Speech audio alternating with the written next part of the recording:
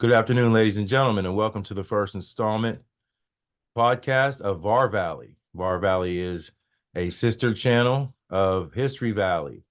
History Valley with Jacob Berman, where myself and DJ Sean Ski Andrews operates as a co-host for videos of various subject matter dealing with history, biblical history. And today we're going to do a talk about chronology, and it is a dedication to Professor Gunnar Heinsohn, who on February 16th, 2023, passed away. It is a year later. It's February 17th, 2023. We want to talk about chronology. We want to talk about chronology revision and his legacy and what it all means. This is a controversial topic. The controversial topic of chronology revision does leave a lot of the mainstream academians, biblical scholars, historians, with a bit of a knee-jerk reaction.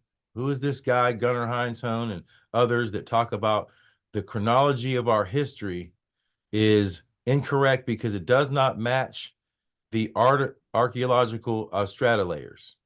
What is it about this topic that really sparks a nerve in people and has them going, hey, wait a minute, the chronology of our ancient history is all correct? We're going to talk a little bit about that today. I want to introduce Emmett Sweeney, who I've had talks with on History Valley podcast, again, along with in 2022, 2 videos with Professor Gunnar Heinsohn, also on the AD chronology revision and also on the BCE chronology revision.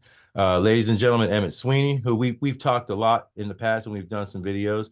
I want to start off by giving a brief introduction to the people about what chronology revision is all about. And many would say, oh, these guys are just coming up with something out of clear blue sky, and there's nothing wrong with the chronology of our ancient past in the history. We say no, it is incorrect, and there are many, many issues. Could we start off just by giving a brief summary history of chronology revision, Emmett? Yeah, sure, Sean. Chronology in Europe, among European scholars, during the Renaissance period, before the Renaissance, there was no such thing as history per se.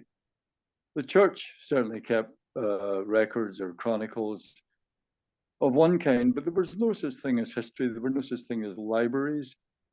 During the Renaissance and during the Enlightenment period, there was an attempt to reconstruct world history using whatever sources we had, which was a collection of Greek and Roman authors, essentially, from the ancient world, and a collection of sort of medieval chronicles from the medieval times. Mm-hmm. There were various attempts by several Renaissance and Enlightenment thinkers, among whom no less a person than Isaac Newton figures. And Isaac Newton was of the opinion, as well as many people, that the kind of ideas that we had about chronology were essentially wrong and that they needed to be amended. Already there was a kind of formulating a type of chronology based on the Bible. The Bible was the measuring rod, I suppose you could say, of our understanding of the past, in Europe anyway. The idea that the world was created 4,000 or 5,000 years before the time of Christ comes essentially from the book of Genesis and the Old Testament. And that was what people imagined history to be, okay? Isaac Newton and the various other, Scaliger and various other people, Petavius, various other authors and kind of, I suppose you could call them Renaissance scholars who looked at the chronology. They were basically working on the Bible, and using the Bible, they came up with a chronology for Egypt. The purpose of studying Egypt in the first place was to verify the Bible. You have to remember that everybody in those days was, a committed. It wasn't just a committed Christian. They just assumed that the Bible was the literal word of God, and it was never questioned. Okay, so they looked at Egypt with an eye to kind of verifying the Bible. we didn't have any native Egyptian histories of the world, but we had fragments from an Egyptian historian called Manetho, who wrote in Greek during the reign, I think, of Ptolemy II, around maybe 250 BC. I can't remember the exact date. And Manetho composed a history of Egypt based on the writings of the Egyptians themselves, but influenced to some degree also by Greek history. It was a kind of a random collection of stories.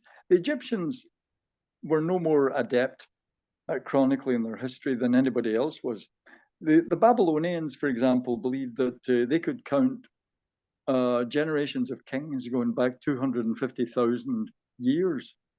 The Egyptians, who described their history to Herodotus, the Greek historian, about 420 BC, they claimed they could count, 300 generations of kings going back about 10,000 years or 15,000 years. So they had a very confused idea of the length of their own history. And Manetho tried to make sense of this. And as I say, fragments of his book, the Egyptiaca, only fragments survived in Josephus and various other ancient and Christian authors mainly. So attempts were made to use Manetho to kind of verify the Bible. And one of the first things that was done was Adam, the first man, was identified with Mena or Menes, the first pharaoh. Okay, the word Menes or Mena or Min is in fact as an Egyptian means was reminiscent of the word man, and so it was assumed that Menes, the first pharaoh, was identical to Adam, the first man, and therefore he was placed around 4,000 years before Christ. Okay. Remember, people assumed that the Bible was the literal word of God, and every sentence in it was revealed truth. So when the Bible said that Methuselah lived 1,000 years, people didn't doubt this. Okay, there were a few philosophers who kind of rather bravely mooted the idea that maybe the Bible was partly allegorical, but they never pushed that because it was quite dangerous to do so. So it was assumed that Egyptian history began around 4,000 BC. So by the time Napoleon's expedition around landed in Egypt in 1798, there already was an Egyptian history, which was found in the libraries of Europe, France and Germany and Britain. Okay. And so when he pointed before the Battle of the Pyramids, he pointed to the Great Pyramid and he kind of exhorted his men with these words: 40 centuries look down on you. So he was placed in the Great Pyramid 2,200 years before Christ, 4,000 years before his time. Okay. 40 centuries. So that is very close to the date still found in the textbooks, which is 2,500 BC. He was dating the pyramids to 2,200. Now remember, the actual figure in the textbooks at the time was much closer to the date that we have now of 2,500 BC. Napoleon was rounding it off. It was a much more dramatic thing to say, 40 centuries than 45 and a half centuries look down on you. Okay. So he said 40 centuries look down on you, men, fight bravely. So there already was, now this is over 20 years before Champollion had read a single line of hieroglyphics. So there already was an Egyptian history. It was formulated based on the Bible. Okay. It had nothing to do with science. It had nothing to do with archaeology. It had nothing to do with scholarship. It was based purely on the Bible and tying in the pharaohs mentioned by Manetho to key events in biblical history that concerned Egypt. Okay, so the second Ramesses mentioned by Manetho was decreed to be the pharaoh of the Exodus, because in the book of Exodus it says that the enslaved Israelites were forced to build a city called Ramesses. Okay, so it was assumed that the great Ramesses, King Ramesses, who lived 60 years according to Manetho, must have been the pharaoh who enslaved the Israelites and who was drowned in the Red Sea. So he was accordingly placed around 1400 BC, which was the date, indicated by the Bible for the Exodus. Incredibly enough, Ramesses II is still placed roughly at that time. Okay, they brought him down a century. He's now 1300 BC, as opposed to 1400 BC. But he's roughly placed in the same position as he was placed, centuries before anybody had deciphered an Egyptian hieroglyphic. Okay, and before the establishment of Egyptology as a science. So there already was a history of Egypt, and it was based on the Bible, and Egypt was studied specifically to prove the Bible. And the problem is, after Napoleon's expedition and after the decipherment of the hieroglyphs, the situation didn't change dramatically. Most of the early Egyptologists were studying Egypt specifically to try to prove the Bible correct. So there was this continued attempt to try and force fit like a Procrustean bed, to try to make Egypt's history somehow fit the Bible. And that attempt, very often pursued subconsciously, continued throughout the 19th century. So there was this continued attempt to tie the Bible and Egypt together, okay, force fit them. And the irony is that it was a complete and utter shambles. Yeah, there were real links between the two histories, but they were completely missed because of the assumptions, because of the preconceived ideas that the Egyptian chronology were based on. And there were a couple of attempts during the 19th century to try and rectify the situation. I won't go into the details, but there was no real major challenge. When Egyptology was established, they more or less tried to refine the chronology that already existed before the hieroglyphs were deciphered. And there was no real major alteration in Egypt's chronology. So that Mene is the first pharaoh is still placed in the 4th millennium BC, around 3200 BC now. He's brought down a little from 4000 BC, but he's still placed roughly in the same position. And these dates have no scientific basis, although it is now claimed that they do have a scientific basis, because various pseudo-scientific and scholarly ideas or methods were brought to bear in order to try to somehow prove the Bible, unconsciously prove the Bible or prove the established chronology. And, the age of science wasn't able to uproot these, deep-rooted psychological kind of need that people had in order to verify the Bible using Egypt, And then in 1953, a man called Immanuel Velikovsky published a book called Ages in Chaos, in which he threw the whole thing out. He said, look, Egypt's chronology is completely wrong. It is a house of cards. It is built on a complete and total fabrication of history. It's a massive work of fiction. It's built on a crude attempt to tie Manetho, this confused collection of Egyptian dynasties found in Manetho, with the Bible. and it's a complete farce.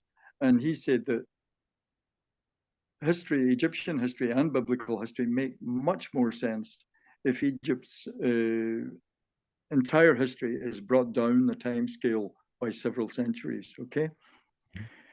Now, to cut a long story short, Velikovsky published several books, but he never succeeded in completely, some of the books, some of his ideas were fantastic, and he called for building an Egyptian chronology based on the actual archaeology and the historical method, rather than trying to make it fit preconceived chronologies based on the Bible. But he never completely succeeded. And it became clear after his death, he died in 1978, that there was something fundamentally wrong with his approach as well. And it wasn't until the late 1980s that Professor Gunnar Heinsohn, I feel, finally solved the riddle. He realized that Manetho and both in Manetho and the Bible will have to be cast aside completely.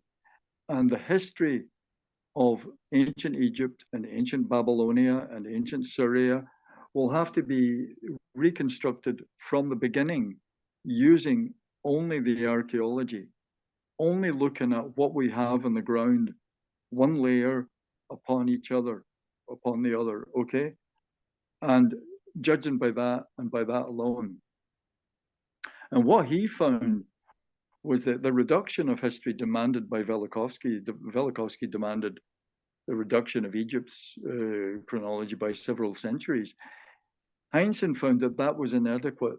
In fact, 1,500 to almost 2,000 years needs to be deducted from the history of Mesopotamia and history, not added, not like a la Graham Hancock and the lost civilization theorists who are going in the opposite direction. They're demanding, we add thousands of years to Egypt's and Mesopotamia's history.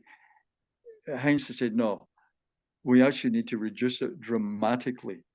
He says the actual archaeology in the ground does not justify the belief that the history of Egypt or Mesopotamia is much more than about 1,300 or 400 years. Began much more than 1,300 years before the time of Christ, okay? How we went about that, we can discuss in more detail shortly. Right. So that's a kind of an overview of the problem. So what we have then essentially is the Renaissance era. You have a guy, Scaliger, who is a French Calvinist, kind of gets the ball rolling, using astronomical dating and whatever fragmented works he had at the time, including Eusebius, which, by the way, was supposedly written in Greek, but it was actually fragmented in Latin, and it was backwards translated into Greek. He reconstructed those works, and sometime later, Isaac Newton says, hey, wait a minute. Now, we need to reduce, if you're going to start piecing together the history of the world with Egypt, Mesopotamia, Rome, Greece, the Bible, seems that we need to reduce the dates that you guys are giving even at the time. Midway, approximately through the 1800s, you have a guy named William Loftus, who founded the ancient city of Uruk, if I'm pronouncing it correctly, in Mesopotamia.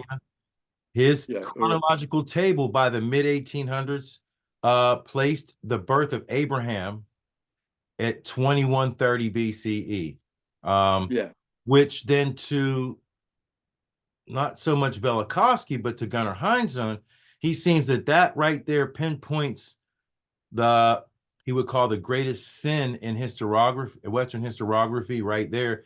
When you place Abraham's date of birth in 2130, now you have a misalignment of the cultures, including other cultures like China, Mesoamerica, the Indus Valley, are misaligned because it should then, the history, as you said, about 1,300 years or so, approximately before Christ, falls in line more with the Greek chroniclers at the time who were alive in the 500s, 400s BCE that were chronicling the ancient cultures, that their chronicles of history are much shorter than those of the biblical narrative. So the biblical narrative eventually starts pushing Abraham's birthday back to the point then where when the excavations are being done throughout Mesopotamia, even Egypt, etc., the archaeologists at the time, to fill in the gap of about 1,500 years being too long, the history, they had to put artificial cultures, I'm going to call them, artificial cultures that were unknown to any classical historian at the time, to back the timeline up essentially to match that of Abraham's birthday, which in turn left cultures that the Greeks knew about and wrote about. It leaves them out of the picture of history today. For example, and I'm not commentating, but I'll bring up an example. Then you're looking for Chaldea. We see Chaldea in the Bible. Abraham's hometown is Chaldea. Now, when you're excavating, we can't find Chaldea, but guess what? We found Sumeria in 1869. Jules Opare coined that term. We found ancient Sumeria, which in turn helped push the timeline back beyond Abraham's birthday of 2130, which then leaves ancient Chaldea, which was known to the Greeks as being a non-existent culture, which is not indeed then taught in universities. That outlines one major problem if we want to kind of summarize Heinsohn's work, or at least give a foundation of his work. So we have chronology being and history being created post-Renaissance based on biblical fundamentalism is the way. Yeah. Yeah. Go ahead. And you note there that it was based largely on, as I say, Adam and Abraham, who are treated as real people. And the fact is that there's no justification for believing that Abraham or any of the patriarchs up to and including Moses were actually real people. Abraham displays all the characteristics of a phallic deity. He initiates the custom of circumcision. He is associated with blood sacrifice, including human sacrifice. He performs the first circumcision with a flint knife. So this is an early deity. This is an early god. There's no justification for assuming that this is a real person at all. But what Loftus and the rest of them did, because remember, they were trying to prove the Bible, they assumed that all of these were real people, real flesh and blood people. And Abraham was a man who lived, 2100 BC, and he was part of during the time of a great civilization called the Chaldeans, and they migrated westward into Canaan. And as Gunnar pointed out, when they came to look for this period, they didn't find any Chaldeans at all. They found Sumerians, right? And then above the Sumerians, they found the Sumerian who spoke some weird language which had never been encountered before. They found these Akkadians who spoke a Semitic language, okay? And their greatest king was called Sargon, and their second greatest was called Naram-Sin. They conquered the Sumerians. Now, but we'd never heard of these Akkadians before. And then the Sumerians again won their independence, and then they were conquered ultimately by the Mitannians, and we'd never heard of the Mitannians. We then found there another people called the Hittites. We had never heard of this forgotten empire. So because the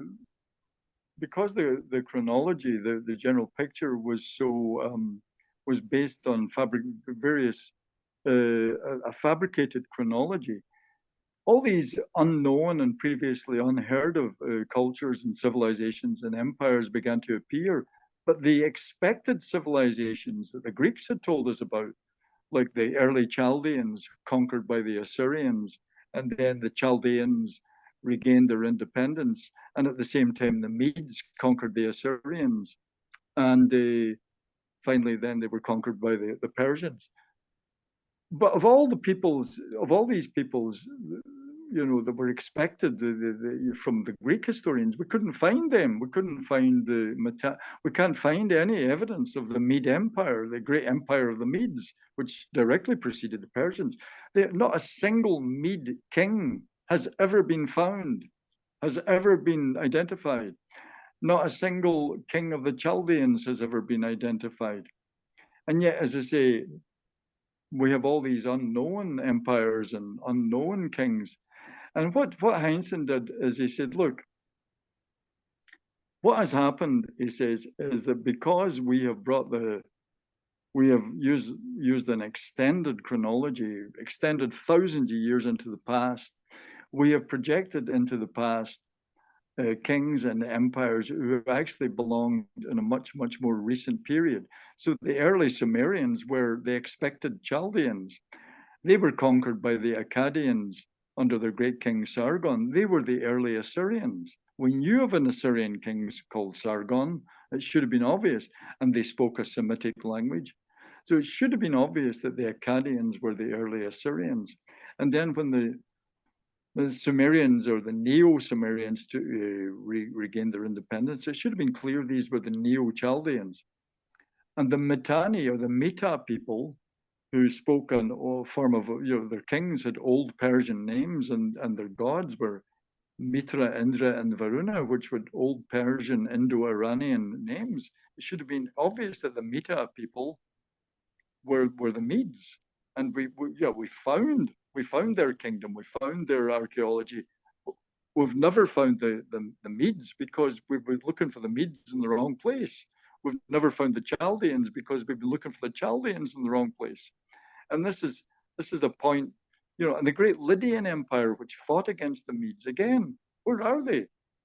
A couple of mounds in Anatolia, and that's all they can offer for the fabulous wealth of King Croesus and King Alyattes, the great kings of the Lydian Empire, who waged war and declared war against the Persians. We've never been ever found adequate evidence for their existence. But if they were the Hittite Empire, then it makes perfect sense, that they were a great mighty empire who fought against the Mitanni, who fought against the Medes, and who fought against Egypt. The Hittite Empire was, very close to being the dominant world power at the time. So what Gunnar Heinsohn was saying, once we bring these kingdoms and these empires forward into the period indicated, the real history indicated by the Greek historians, then it all makes perfect sense. The sequence of empires and kingdoms makes perfect sense. If we rely on the distorted and unnaturally lengthened chronology, which we've been given largely based on the Bible, and this placement for Abraham, etc., then nothing makes sense. Nothing makes any sense. And the kings and the kingdoms and the empires that we expected, we can't find them. And one by one, the problems have only increased. One dark age or one apparently dark age after another has appeared. And historians haven't been able to solve this problem. Whole conferences have been held recently about the problem of the Medes. Where is the Mede Empire? Where are the Medes? We can't find them. The Greeks talked about them incessantly, the conquerors of the Assyrian Empire. Not a vestige, not a temple, not a brick, not an inscription of a Mede king has ever been found. Mm-hmm. Where are they? What is this Mede Empire? They're there, okay, but they're called Mitannians, and they're dated 7 centuries before the historical Medes. So they're not identified as the Medes, but they are the Medes. They've been placed 7 centuries too early. Right.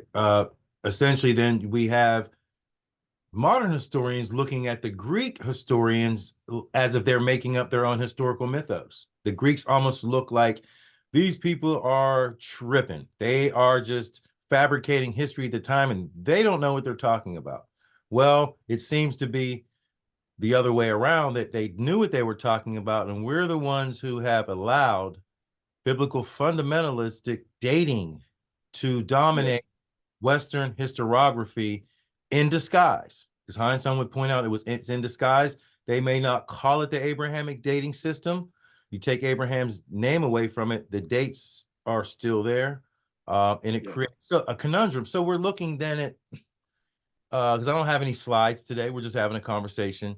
We'll just roughly say 1200 BCE to, we'll say 700 era BCE. Those would be the early dynasties, or even in Egypt, what we would call pre-dynastic. And then the dynasties we absolutely know of start then, which would mean even the great Ramses and the Setis and even the Nubians really are much closer contemporarily than Nubians being dynasty 25, and then you have the 18th dynasty of the Ramsey period being placed, hundreds of years before them. It realigns everything then to as the strata tells the story, so to speak. We're letting the archaeological strata determine the chronology and events, not the historical documents and the dates of the historical documents. I see that as buttressing, physical evidence versus stories, storylines, and chronologies. Still then, at a time when people had horses and buggies, they didn't even have gas lights at that point. Cooking on wood stoves with fires. We're in a different era. What makes us think that in this different era, they had all the tools necessary to reconstruct history and get it all the way right, to say it that way. So then again, we have Manetho. We have three intermediate periods in Egypt, of which I've always had a problem with, because they're not on any of the kings lists that we've recovered. None of the bodies have ever been found. The kings are essentially in the intermediate periods. Oh, Egypt declined, but these people were ruling, and they weren't doing anything in terms of cultural, art, etc., because they've had a decline. Then here we go with these kings and rulers. Then here come the dynasties again. And it happens 3 times. We've talked about this before, and I'm gonna remember, if I can, where you have 18th dynasty, and I believe it's 11th dynasty. It's cited by Charles Jananthal. Where you have axe handles, something minor, minute details. These are fine details. So the axe handles of the 11th dynasty were superior than in the later times, whereas they had notches on the axe handles to tie them, in the axe blade would not come off. The 11th dynasty approximately had that technology. But then we get to the Ramses era, the great Ramsean era. They don't have notches on their axe handles. Therefore, you put the blade on and you tie it, and it would fall off. Essentially, they had inferior technology than the other older dynasties did, which is like saying right now, during the Revolutionary War, we know that they had essentially musket guns, I'll call them. One at a time, pack at the barrel, and you shoot one at a time. They didn't have AR-15s and the modern technology we have today. It would be like saying they had the modern technology we have today, and we are the ones that are using musket guns. If we were reconstructing history in another 1,000 years, we'll say. It's backwards. That's one example. We've talked extensively also about Old Kingdom archaeology being in New Kingdom strata. I know Egypt's strata is a little different. They don't have stratum layers necessarily to go deep down into the ground. Their stratum is really more contemporary in terms of depths. Not always, but in most cases. And in some locations. We talked about those problems too. The problems of the 25th dynasty being misplaced. If you look at the technology used by the pyramid builders, Charles or Henry Vyse in the 1830s, an Englishman found an iron plate deeply embedded in the masonry of the Great Pyramid. And Herodotus talks about the iron used by the pyramid builders. And in fact, the pyramid texts, which we find in the chambers of the Right. the pyramids mention iron frequently, Yes. chains of iron, are held, the Ra holds the earth by chains of iron, and, Osiris sits on an iron throne. So, and iron tools from the pyramid building dynasties, the fifth and the sixth dynasties, have been found. So they knew about iron. And the technology, the design of the Great Pyramid suggests a knowledge of Pythagorean geometry. Mm-hmm. Um, and this would, contrary to Graham Hancock or people like that, this would suggest a much more recent age for the pyramid, not a much more ancient age. This idea of Hancock that there was some kind of a lost super civilization is it's absolute nonsense. The pyramids were built in a much more recent time, as Herodotus and the early historians make perfectly clear.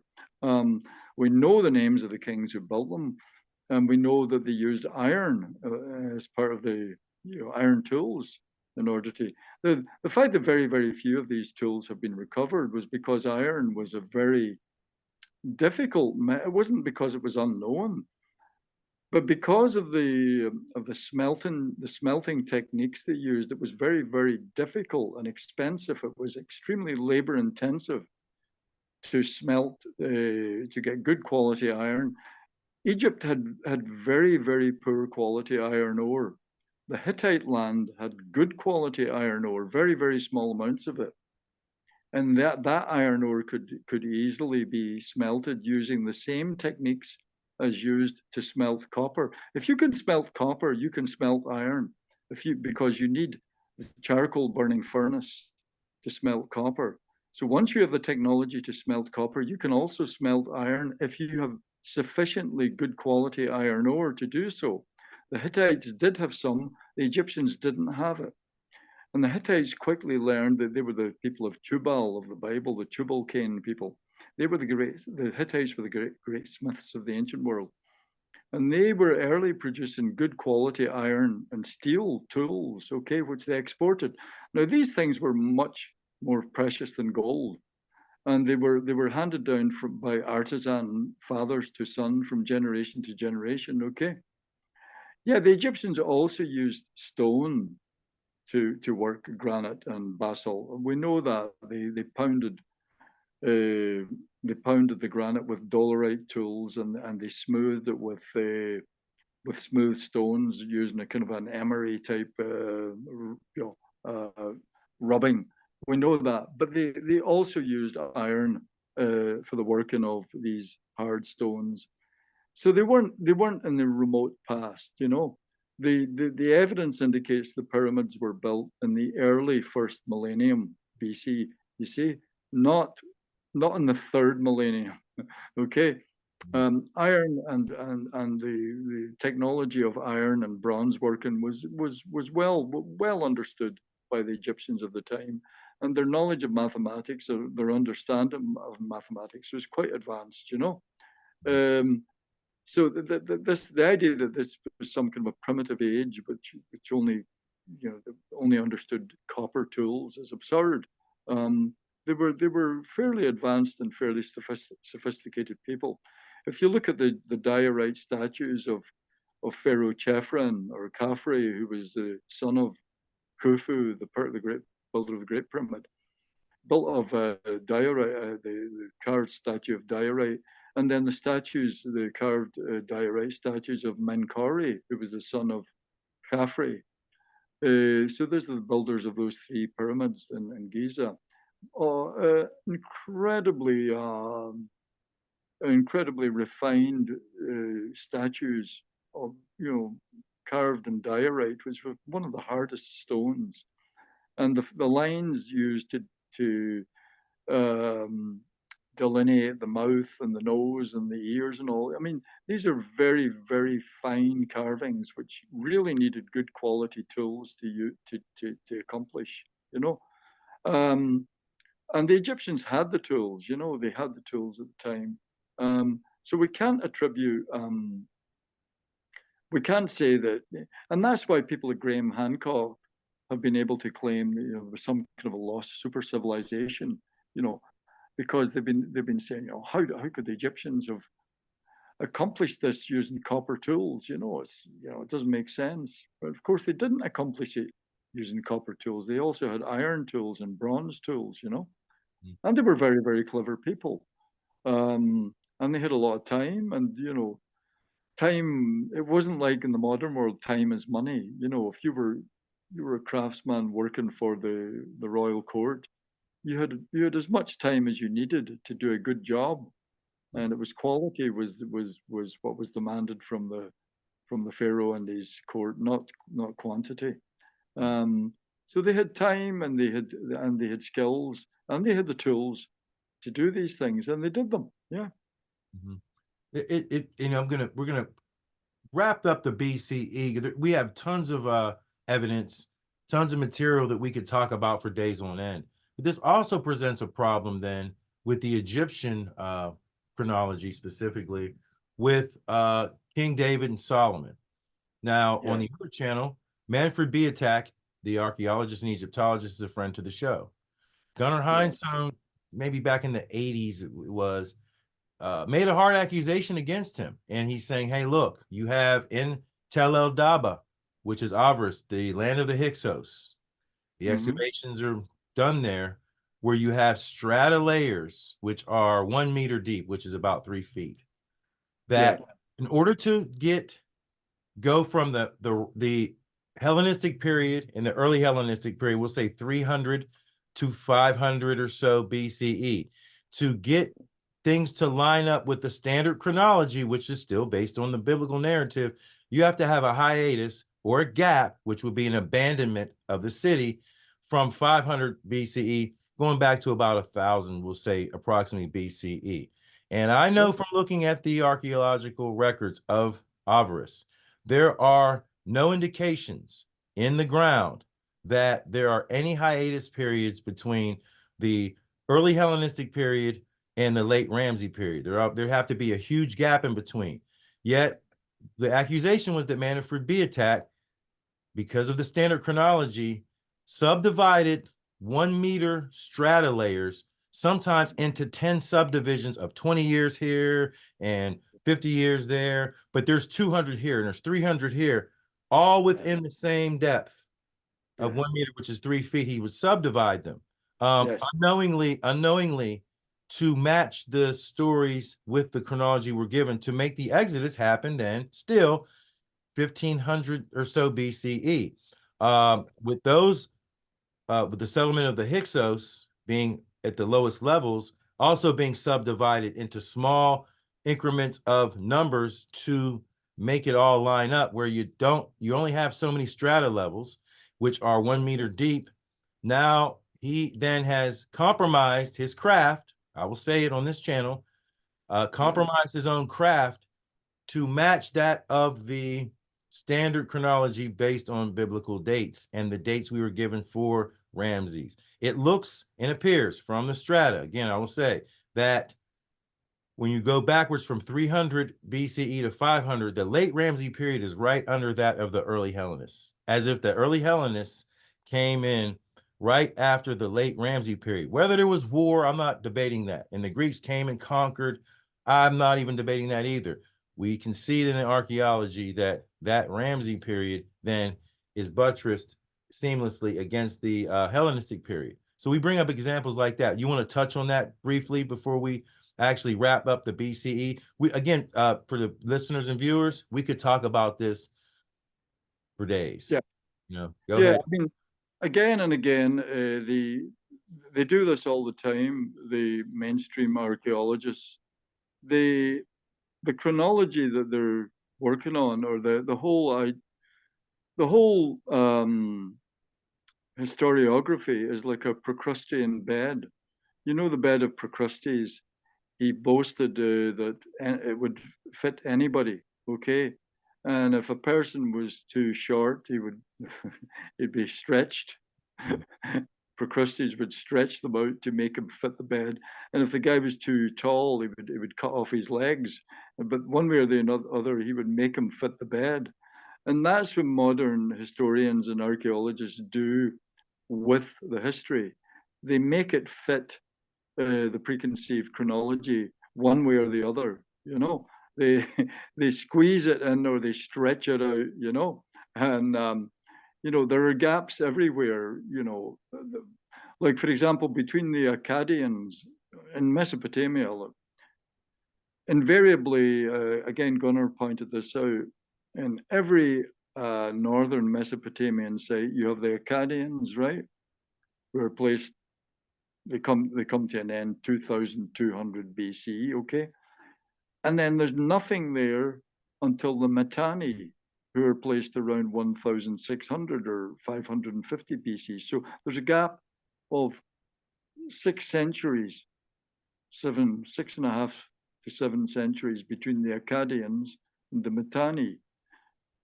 So how do they explain that? They say, well, you know, there must have been some kind of a dark age between the Akkadians and the Mitanni. And Gunnar challenged them, Gunnar Heinsohn challenged the archaeologists. He says, okay, prove to me that there was a period of 6 centuries where nothing happened in the whole of the land of Assyria, northern Mesopotamia. So a German team went out and they searched and they examined the cutoff line between the Akkadian strata and the Mitanni strata.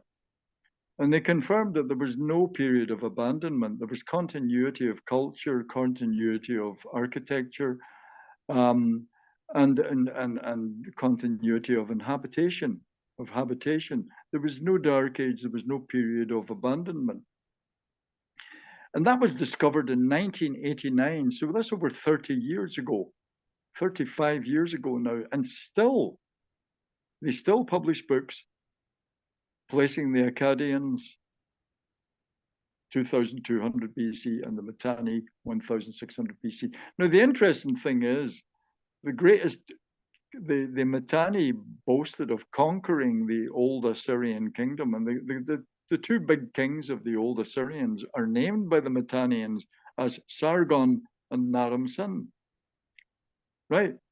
There's no old Assyrian strata underneath the Mitanni. There's Akkadian strata. And their two major kings are Sargon and Naram-Sin.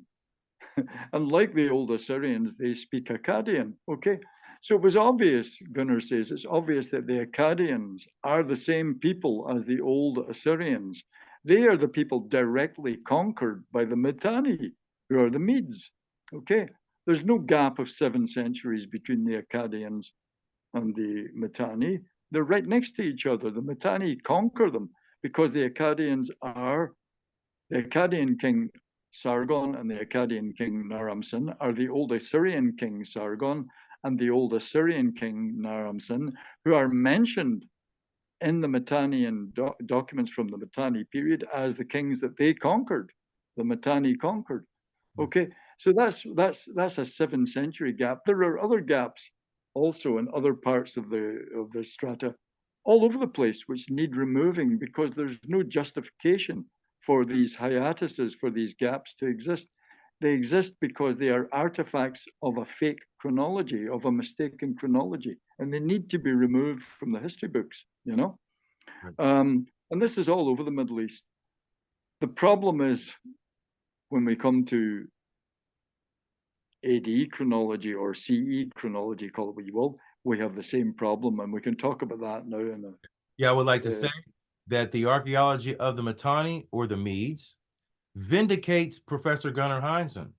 I read when the archaeologists reconfirmed that there are no gaps and hiatuses of 600 or 700 years, what have you, in the strata, game over. He said it, he's correct, and the history books are incorrect. But the history books are still teaching it incorrect. Right there, I was like, okay, he's vindicated. What he's saying holds weight because it was confirmed. There are no gaps and hiatuses in that strata. We do, you know, have other conundrums and problems we can further discuss later, like the David Solomon conundrum fits all into this. But we are going to move we're going to move further ahead. This dedication video. So we get to the AD chronology, and this is when it gets really, really juicy. because it's the same problem. Man, you know, Right. man, And, man. Ooh, go ahead. this is this is dynamite because um, people assume, and I assumed, and I suppose everybody assumed until about 1991, that after the Christianization of the Roman Empire, following the time of Constantine, that the Romans began immediately to use the Anno Domini calendar. That they understood how many years had passed since the birth of Christ, and the church continued to use this right through. So nobody didn't know. Everybody, I think, most people have regarded it at some stage in their life. Anybody that's interested in history regards it as somewhat curious that if you travel in Europe nowadays, okay, as many people do, it's still a big holiday destination. If you're interested in history, you traveling around Europe, you'll see remains, you'll see ruins of the Roman period. Amphitheaters, aqueducts, impressive ancient, Roman walls, Roman forts, dating from the first, 100, 200 AD, maybe 300. And then there's nothing until you get to the medieval castles, which appear after 1000 AD. Okay, so you've got these Roman remains, right? Major stone monuments, pieces of architecture, impressive monuments. And then there seems to be a period of many centuries, the Dark Ages, should we call it, in which there doesn't appear to be anything. And then suddenly around, 1050, 1100, all these stone castles begin to appear all, and great cathedrals begin to appear all over Europe, great stone buildings again. First of all, in the Romanesque style, they look strangely, post-Roman, Romanesque meaning, of the Roman style. So the Roman style arches and Roman style features, pillars, etc. And then the Gothic style takes over with the pointed arch. But so there's nothing for centuries, and a lot of people have found it curious, and I always found it kind of a curious that the whole of the West, the whole of Europe, could be so backward for so long, and it is rightly called a kind of a dark age. And people wonder, well, what was happening in all those centuries, But we all assumed that the church had the chronology right, and that each year was accounted for, and there was the reigns of kings, and that some kind of archaeology survived for all of the kings and all of the dynasties and all of the popes listed during these centuries between the time of Constantine and the time of the Norman invasion, or the 1066 or whatever, if it's English history, or the time of Otto III, if it's German history. Okay, we always assumed that there was adequate archaeology. It just wasn't very big, but there were coins, there were buildings of some kind, but that turned out to be not the case. And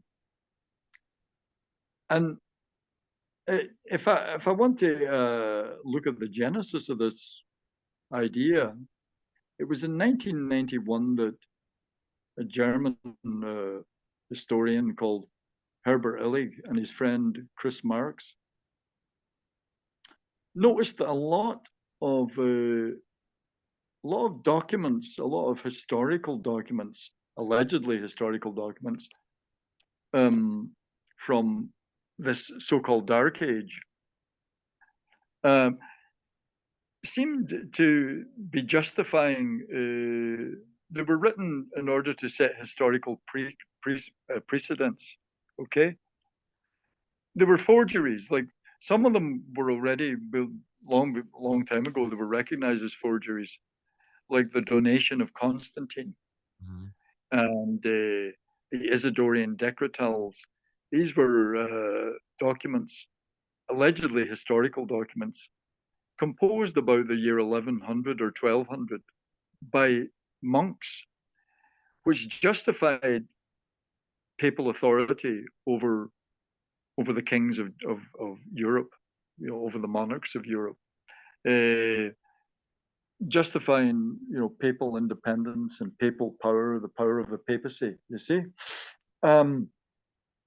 and Herbert Illig noticed that not just these two most famous examples, but many of the documents from this period, many of the so-called historical chronicles and texts, had this anticipatory, as he said, they were documents that would only become useful. These were supposedly written around 600 or 700, but they only really became useful around the year 1100 or 1200, you see. They had this anticipatory characteristic, which just didn't ring true at all, and there were obvious forgeries. So this got Herbert Illig and Chris Marks thinking.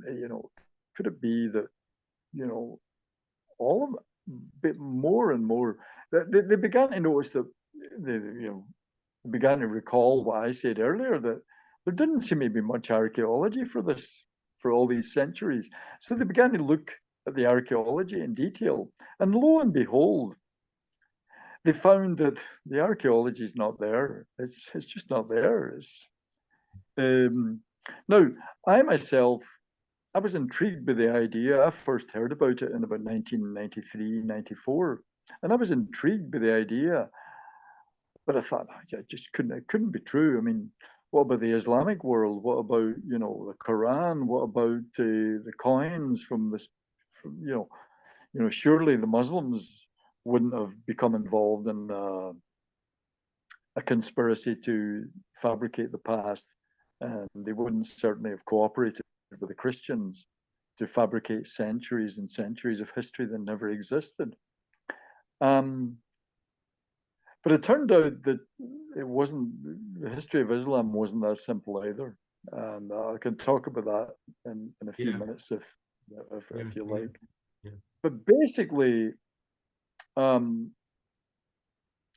began to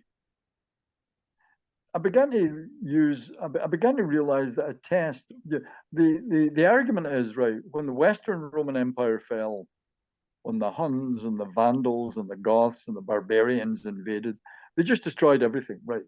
They burned and they looted, and they were too stupid, they were too ignorant, they were too vulgar to appreciate the riches of Roman civilization, and they preferred living in mud huts, straw, right. Thatched mud huts, and they just let the Roman villas and the Roman temples just fall into decay, or they actively burn them down, which doesn't make sense. It doesn't make sense to kick off with. And then I remembered looking at the Bayeux Tapestry. The Bayeux Tapestry was a great work of art, created about 1070 or 1080 to celebrate the Norman invasion of England in 1066. Okay, it's a famous piece of art. It's a long tapestry. Maybe I can't think it's about 100 meters long or something, displaying in a kind of a cartoon form the whole story of the Norman conquest of England. You see, so you have Duke William sitting in his palace in Normandy, and you have King Harold and his palace in England, and they're pointing up at Halley's Comet and all this kind of stuff. I remember always looking at the buildings, that the palaces that these guys were inhabiting. They looked like Roman villas. I thought it very, very strange. I thought these are Roman-looking structures, and yet this is supposed to be after 6 or 7 centuries of living in straw huts. When the art of building in stone and using slate tiles for roofs and Roman pillars and columns had been forgotten. But if you look at the Bayeux Tapestry and you look at the palaces of King Harold and King William, they look like Roman villas or Roman palaces. So various of these things came in mind, but to me, the turning point came one day. It was I think it was about the year 2001 or 2002. I was looking through a book on Byzantine, the architecture of Byzantine churches, and the evolution of the Byzantine basilica, the Byzantine church. And it followed, year on year, century on century, the development of this early Byzantine basilica, finally developing into the late style in the 14th and 15th centuries. Okay, so it showed you the earliest churches from the time of Constantine, when he established Constantinople as the capital of the Eastern Empire. So there were churches from the 4th century, there were churches from the 5th century, which looked similar and slightly bigger, maybe more developed, churches from the 6th century, church from the early 7th century, and then turned the page, and then the next church was the 10th century. And it looked like the church of the early 7th century. And I thought, what's this? And then I read the text. It said there is little evidence of any building being done in the Eastern Roman Empire between around 600 and around 1000. Mm-hmm. And I thought, what? Right. Constantinople was never sacked by the barbarians. No Vandal, no Hun army entered the walls of Constantinople. There should have been no Dark Age. There should have been a continuation of, the splendid civilization of the Eastern Byzantine Empire, which we're told about.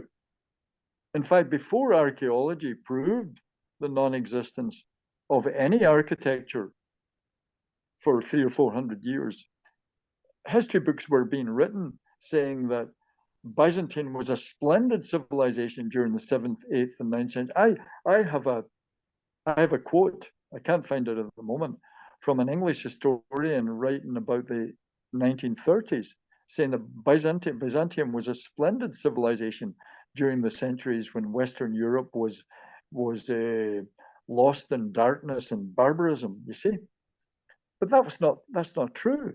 There was no civilization, there was no building, there was no structure, there was nothing. There were no coins from that period. Cyril Mango was the greatest authority. He died in 2021, just 3 years ago. He was the greatest living authority on Byzantine civilization, early Byzantine civilization and architecture. And in his excavations of Constantinople, or Istanbul as it is now, he found no evidence of any building or virtually any population in Constantinople roughly between the years of 630 or 620 and 920 or 930. So there's about 300 years where there are no coins, or virtually none. He found about 10 coins for that 3 centuries. Now, for the 7th century before that, or for the 6th century, he was finding hundreds of coins, hundreds of gold and silver and copper coins. And then suddenly, for the late 7th, 8th, 9th, and early 10th century, there was nothing, right? There was a complete void, okay? And it was the same throughout Western Europe. In France, there were the Merovingian dynasty, okay? With kings called, Clovis and Clotaire and all that.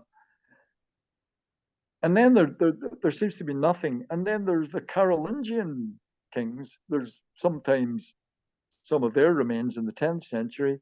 But the weird thing is that the Carolingian kings have the same names, but slightly variegated names, or slightly changed spelling from the kings, from the Merovingian kings.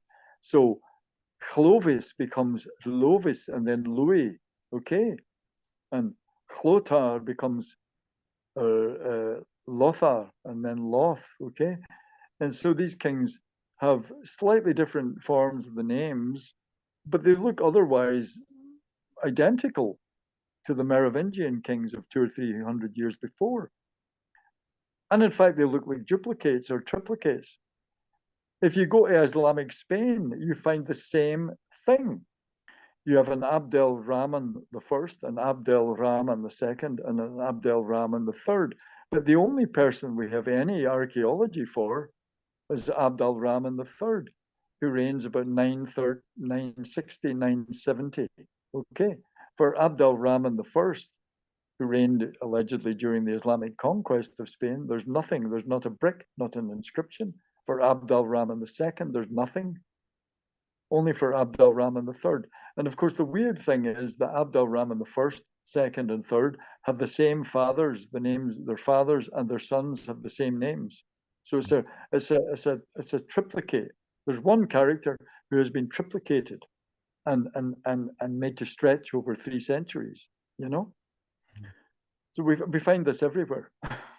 Yeah, Professor Heinsohn pointed out that you have 30,000 plus archaeological excavation sites in Europe, and none of the strata is superimposed on top of each other, as he would always use his fingers. No strata in Europe is superimposed to show early, middle, and late antiquity. It's always this way. Where they're dating building structures that are in Roman style, we'll say almost 1,000 years later, not quite, I'm rounding down, that things are built and duplicated many centuries later with the same building materials, etc. The same thing with coins. You have Arabs essentially then of the 800s AD approximately, late 700s AD. They're copying from the Jews of the 1st century AD. Jews have menorah on their coins with Hebrew writing, and then the Arabs of 700-800 years later have the menorah on their coins with Arabic writing. Everything looks the same. It doesn't look like you have one coin here from the first several centuries and one here from the latter, and they look the same. They're in the front. It looks to me like they're from the same era. It happens with Millefiori glassware, where it looks like then even the Vikings are imitating the Arabs from many centuries before that. It starts to look very peculiar. We talked about a forget the name of it. They have a Viking ship. They date to the 800s AD, and there are coins from Claudius's era in the ship when they excavated it. So these Viking sailors just so happen to have 700 plus almost 800-year-old coins in their possession. Isn't that remarkable? So Heinsohn points out that to pass down heirlooms, and this is called the heirloom theory. It happens in the BCE times, also as well as the AD times, that when things are found that look like they are dated from an earlier period and a later period, well, these are heirlooms. We don't have in our homes today 5, 6, 7, 8, 900-year-old heirlooms. So Heinsohn points out to have that theory of the heirloom theory, you have to have a place to live. He makes it real simple. Well, where do they live to pass these heirlooms down? If you're finding them randomly, you're not finding them in urban settlements. There are no urban settlements. So where were they living again? That they passed these things down from generation to generation, and father to son, etc. Well, that becomes the problem. The coins aren't consistent through the era. They never were. So then when you have them on bookends, we call any kind of archaeological artifacts heirlooms. The heirloom theory. Building structures, design, no latrines, sewers, water pipes in Rome, all over Europe. Heinsohn presents this Pliska, I think it's Preslov, Pliska. Architecture is in Roman style. Everything looks to be from the Roman era. And then so happens that people didn't figure out how to reverse engineer or manufacture football stadiums and baseball stadiums until a very recent period of time. Stone arch bridges. The Pennsylvania Railroad in Pennsylvania has beautiful arch bridges over many waterways. That art form was lost until more into the Renaissance era. But then we've looked at arched bridges, we won't call them aqueducts, that are more recent, leading up to our industrial revolution in the United States especially, and they were really shoddy.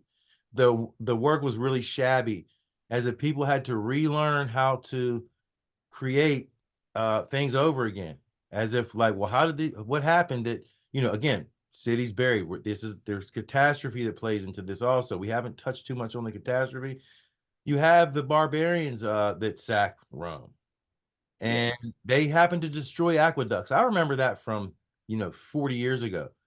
They destroyed Yeah. the aqueduct. So I'm thinking in my head, would they use TNT? No, well, they're buried under the dark earth, they call it, or alluvial fill.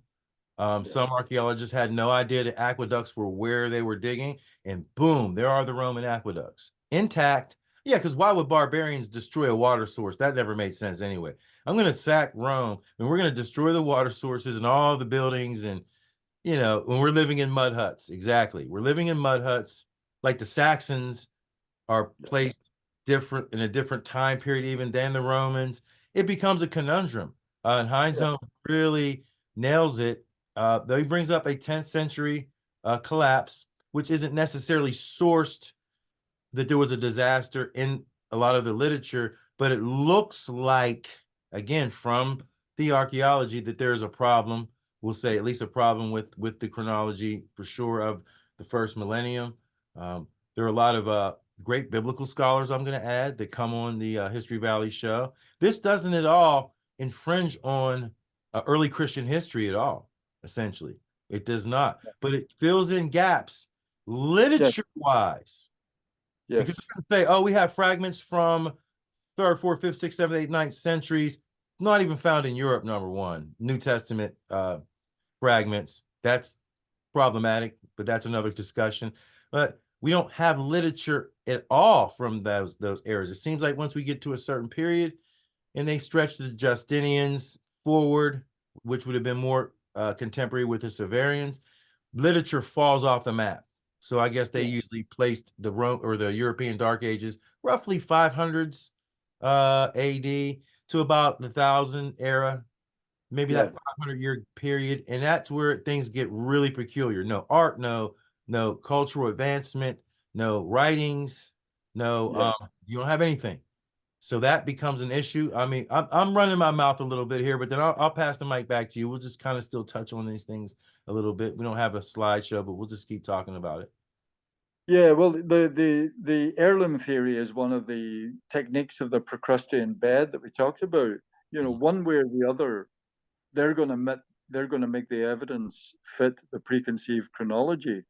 And when you're finding things that are centuries older than should be there, of course, that's one of the techniques. They say, well, it's an heirloom that was handed down for centuries.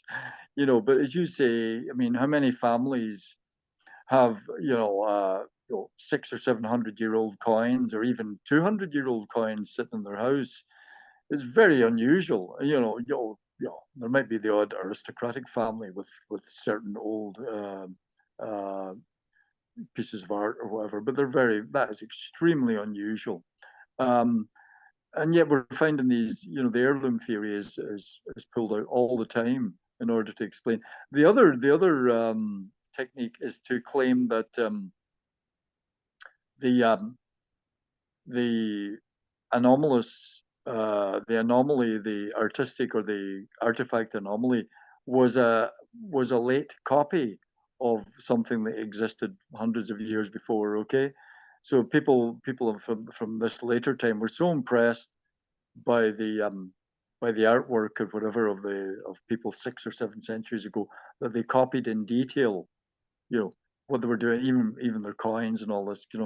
So one way or the other, they make the evidence fit what they're finding in the ground. They make what they're finding in the ground fit the chronology, the preconceived chronology, no matter how absurd and how lacking in any scientific basis that chronology has. They're going to make it fit one way or the other.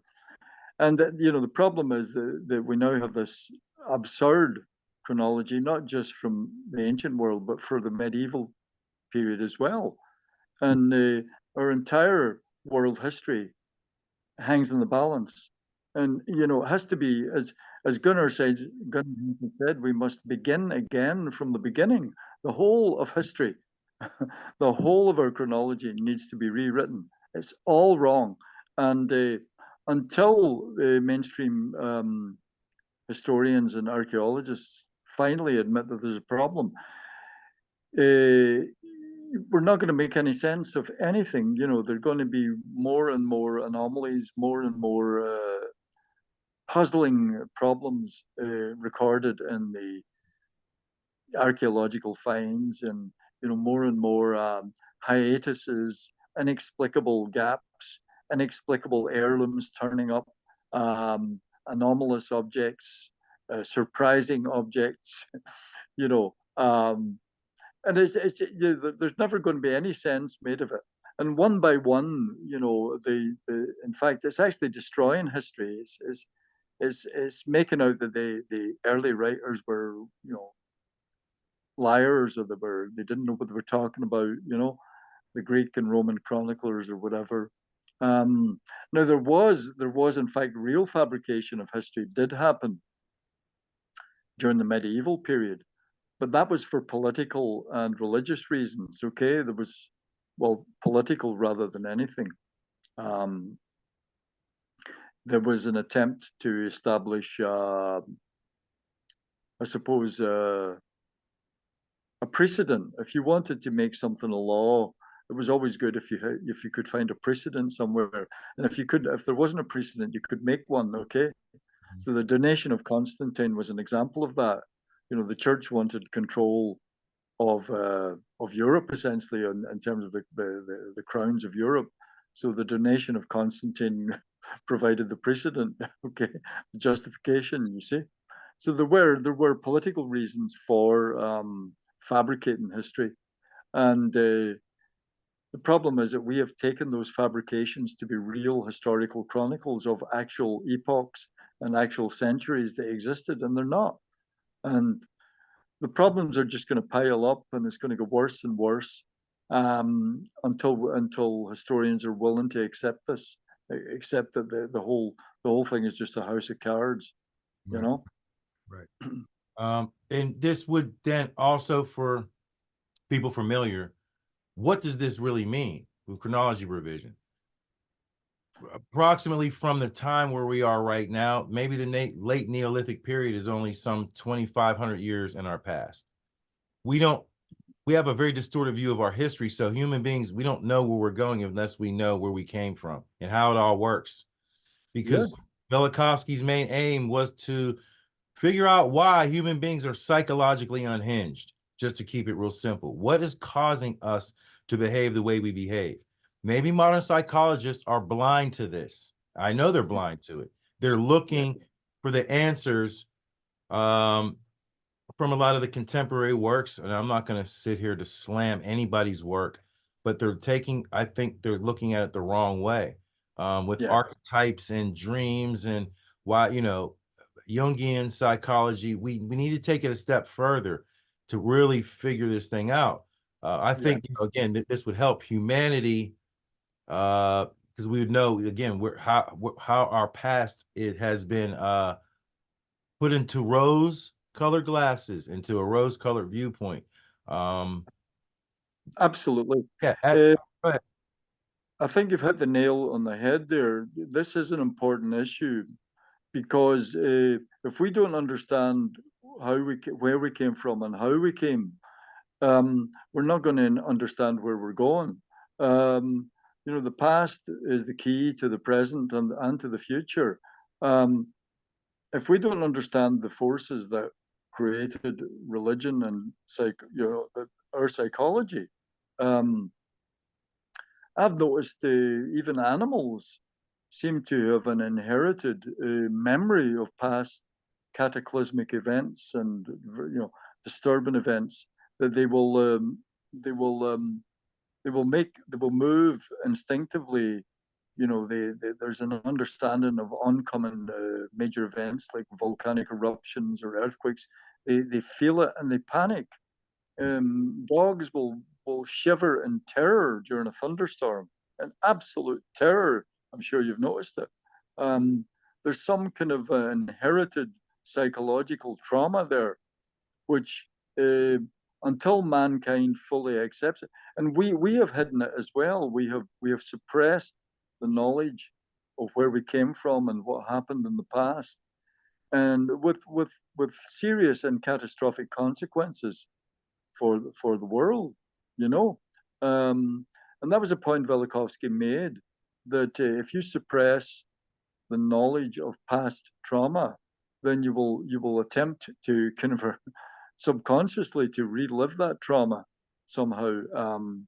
You will have a false idea of what you are and what the world is, and what your place in that world is, you know. So these are important issues, you know, and it's important that we get to the bottom of them, you know. Right, right. Again, I'd like to say, ladies and gentlemen, please like and subscribe to VAR Valley, which where we will be discussing issues with chronology. We're looking for other people. We're looking for a guy named Brandon Ward, who has written extensively about this subject. Brandon Ward at Harlot's Curse. He is from Ireland, and I can't find him.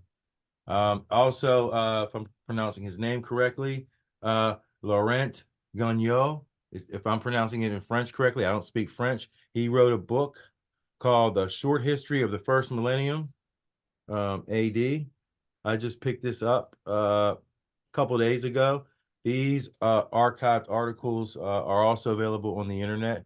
The UNZ, reviewuns.com. Very controversial subject matter there, but he has written essays on the subject matter. And shortly thereafter, the passing of Gunnar Heinsohn in March of last year, he did a very good dedication to Gunnar Heinsohn also.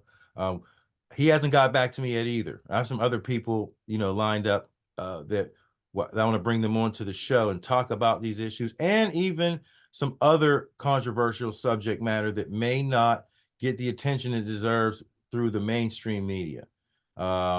Unfortunately, for the Velikovskyan paradigm, many of us that know Velikovsky's work, we know what happened with him and how the science establishment squashed his argument down into nothing and really tried to attack his character and put his career out there as a psychoanalyst in jeopardy.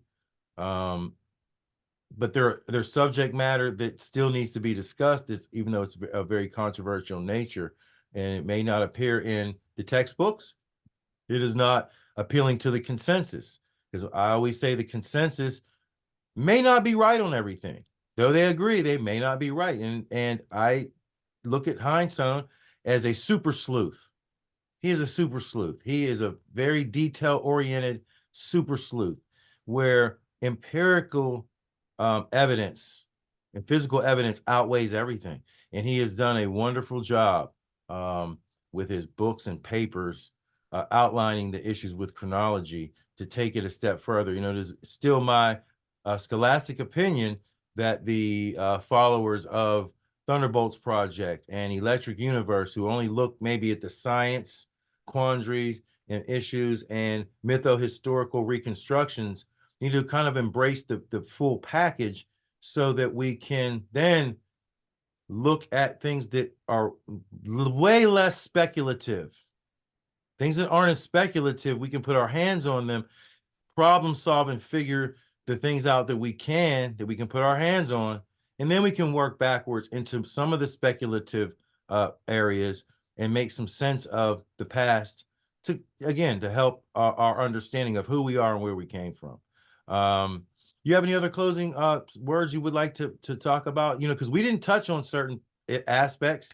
We will eventually, like dendrochronology and some of the nuts and bolts with everything. And now, again, I have a PowerPoint, but we didn't do a PowerPoint today. We can always do that to show visuals for people that are unfamiliar with this discipline. But again, is there anything else you'd like to add on to, because you did personally know Gunnar Heinsohn? Yeah, I met Gunnar several times, and he considered him a good friend, a real gentleman. As you said at the beginning, it's 1 year since he died. 79. He was the kind of guy that you thought was never going to die. He was full of life, and he was still working, still researching, still writing right up until he died. But yeah, some of the issues there that you mentioned are, part of the problem. You know, all these dendrochronology and radiocarbon, they have all been brought in to somehow bolster again, almost unconsciously, to support a preconceived notion. You know, it's part of this whole Procrustean bed. It's going to be made to fit, whether it fits or not. And you know, we will find the evidence that we need, and we will discard any data that doesn't actually conform. And that's what happens with radiocarbon. Radiocarbon is open to a whole series of problems, of contamination and various other issues, which we can discuss later. So if the result agrees with what they expected, they publish. If it doesn't agree, they just discard it. You know, and you don't hear about the discarded results because, as I say, the Procrustean bed must be made. The system must fit it, and that's what they do.